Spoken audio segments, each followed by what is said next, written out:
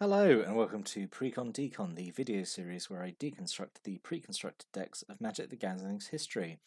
In this video we're going to start looking at the Prophecy set, which is the last set in Mercadian Masks block. Yeah, advance warning, I'm not looking forward to these. Prophecy is not a great set. And the decks and cards are a little bad, so this is going to be fun. Like in a really weird masochistic way. But we'll start off, we're going to push through and we're going to start looking at Distress, which is a black and white deck. So we have a deck list here. So we have 19 creatures, 9 instants, 8 sorceries, 3 enchantments, 21 land, mana curve off to the side there. As you can see, there is one card at 8 mana, and we'll have a look at that one in due course. Actually, we'll look at it now. So we have a selection of creatures here. So let's just cut to the chase. Avatar of Woe is one of the rares in the deck. Avatar of Woe, absolute casual goddess of a card. 8 mana for a 6/5 with Fear. It costs 6 less to cast if there are 10 or more creatures totaled in all graveyards. And it has tap destroy creature, and it can't be regenerated. Yeah, just I feel like Avatar of Woe is like this really iconic card. Like that art is really good. I don't think they've ever changed the art. I think actually no, I lie. I think there's like a masterpiece set that has different art for it, but this is generally the art that's been used all the time. And I always remember like when I was when these decks came out, my friend had an Avatar of Woe, and like I was convinced like, oh my god, this is the most powerful creature in all of Magic the Gathering, and at the time it would have been pretty good. Yeah, I just think Avatar of Woe is like pretty solid. Obviously overcosted if you have to spend all 8 mana on it. I don't think it like on its own it's worth 8 mana, but if you can pay it for 2, that's a steal. And 10 or more creature cards total in all graveyards is not an impossible requirement to meet. So yeah, pretty good rare to have to start things off, but then things go a little downhill, I think. So we have one Agent of Shauku, who is 2 mana for a 1/1, is a mercenary. So mercenaries are back in Prophecy, a few of them. 1 colorless, 1 black, sacrifice a land, target creature gets +2/+0 to end of turn. So this is a big problem with like Prophecy and why it's kind of like not well regarded. It's because it has like thematically and mechanically like very little connection to Mercadian Masks and Nemesis. So Mercadian Masks and Nemesis are all about kind of mercenary and rebel creatures and like kind of recruiting stuff out of your deck. As if there is a theme, that would be it. That's kind of one of the key mechanics. And then Prophecy comes in and has like these weird mechanics about sacrificing lands and like caring whether you have untapped lands or tapped lands. And yeah, it's just super weird. Like there's no real connection to previous sets, so they definitely stand apart as being very weird. Agent Shalkut, like paying 2 mana and like this is an example, like paying 2 mana and sacrificing a land is not worth it to give something +2/+0. It's not worth stone raining yourself. It's just not. If it was just sacrifice a land, possibly, but paying 2 mana and sacrificing is pretty bad. 1 Belvy's Percher, this is just a bad Windrake. 2/2 fly, it can only block creatures with flying. It's not great. Chilling Apparition is 3 mana for a 1/1. 1 black to regenerate it, which is pretty good. 1 mana regeneration is always very strong, I think. And when it deals combat damage to a player, they discard a card. So it's just a kind of standard Spectre creature. Let's say, well, like 1 mana regeneration, I think, is quite strong.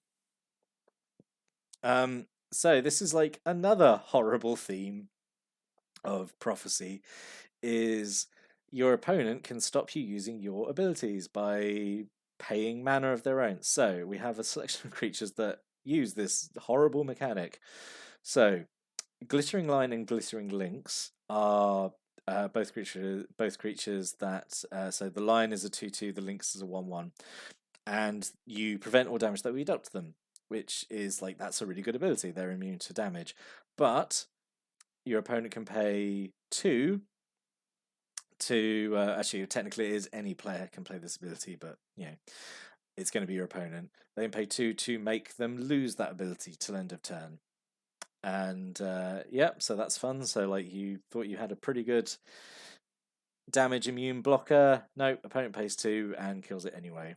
So great. Yep. So it's essentially just a 1/1. Death Charmer is a 2/2 for 3. Whenever it deals combat damage to a creature, that creature controller loses 2 life unless they pay 2. Nakaya Shade is 2 mana for 1/1 Shade. Shades are usually quite expensive, kind of offset that you pay mana. So, a 2 mana Shade, really good. And it's only 1 black to give it +1/+1. Oh, but an opponent can stop it unless they pay 2. Plague Fiend, whenever it deals combat damage to a creature, destroy that creature unless the controller pays 2.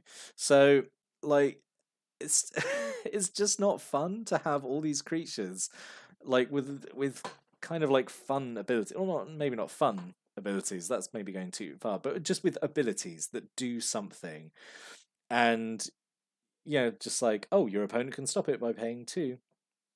And we'll see. There is like this kind of theme in Prophecy, in that, like, I suppose it's like this weird kind of mind game that you want maybe players to overextend and pay mana to stop kind of these small effects, because then they can't stop like the bigger effects. Maybe, but like I just think this is just really just horrible design.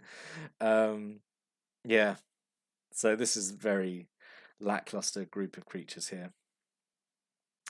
On the subject of lackluster, so one Ballista Squad. Ballista Squad is okay. Like 4 mana for a 2/2, and it X damage range strike. That's fine.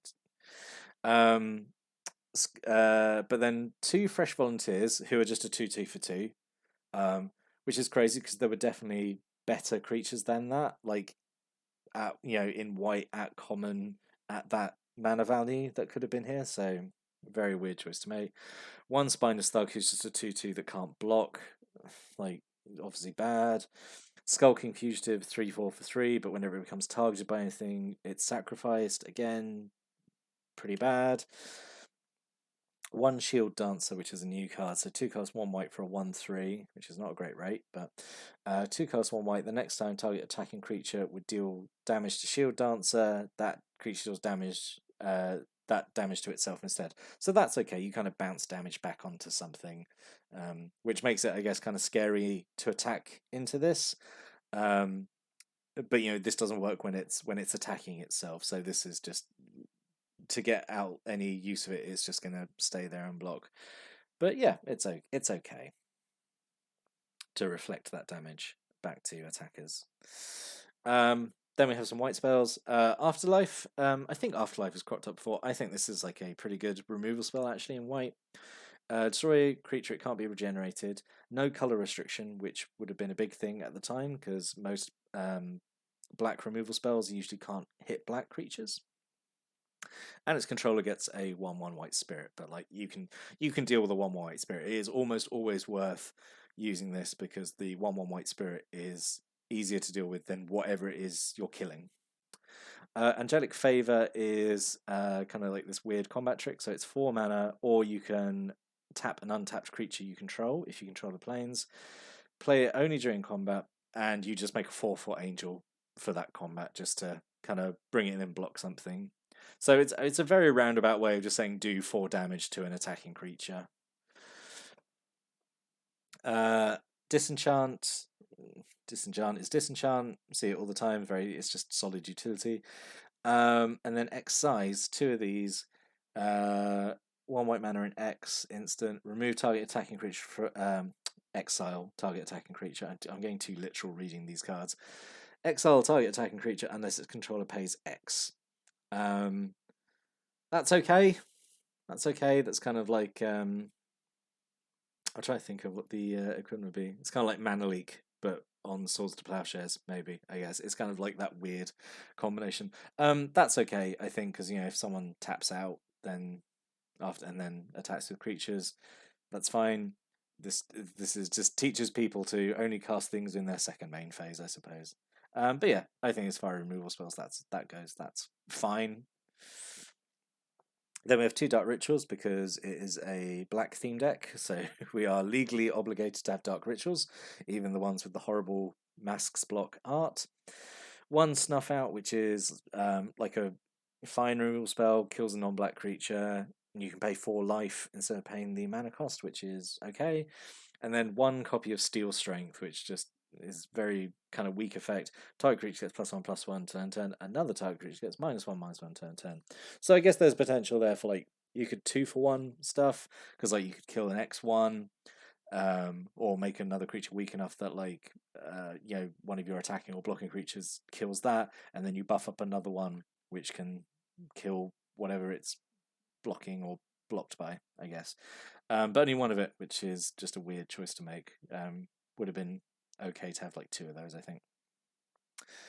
And then, weirdly, let's just have some land destruction, I suppose. So we got 3 Despoils, destroy a land, its controller loses 2 life, and 2 Rainateers, which is destroy target land. Sure, we'll just have some random land destruction in the deck, I guess. 2 Rhystic Siphon, or Rhystic. I'm gonna say Rhystic. 3 colors and 2 black. Unless target player pays 3, they lose 5 and you gain 5.